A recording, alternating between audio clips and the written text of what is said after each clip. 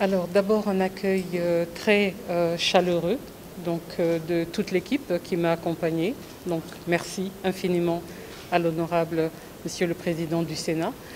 Et nous avons parcouru les défis qui constituent un point d'attention spécifique pour nous tous dans le cadre de partenariat avec la MONUSCO, les Nations Unies d'une façon plus élargie, et surtout ce qui est attendu dans les prochains mois avec beaucoup d'attention. Nous avons parlé de l'accompagnement pour le processus électoral de 2023, où avec un point d'emphase important sur les questions de transparence et de préparation effective de faire en sorte que ces élections se tiennent en 2023.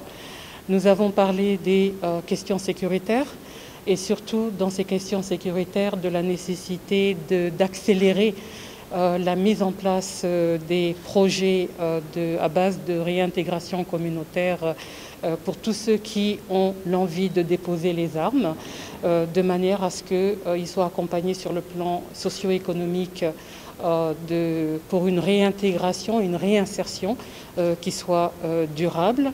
Nous avons aussi parlé de la représentation et la représentativité des femmes à la fois dans le gouvernement qui va être présenté incessamment sous peu, mais aussi pour le reste du processus qui va accompagner les partis politiques, etc., de faire en sorte qu'il y ait véritablement un positionnement des femmes qui soit un positionnement utile, parce qu'on ne veut pas juste qu'elles soient là pour faire une liste, mais qu'elles puissent effectivement être partie prenante comme citoyennes qui contribuent effectivement au développement économique et social et durable de la paix pour la République démocratique du Congo.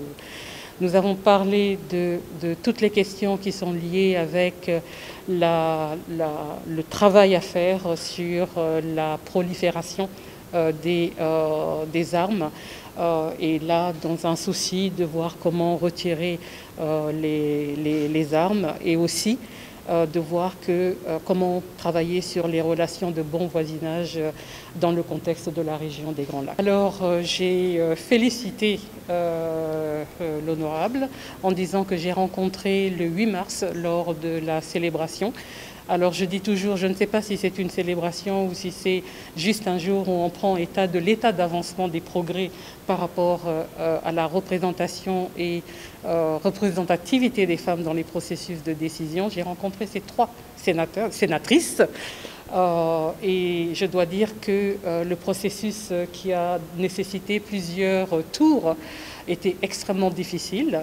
Mais félicitations pour en avoir 3. Et donc l'année qui va venir dans quelques temps, nous espérons que le nombre va augmenter au Sénat.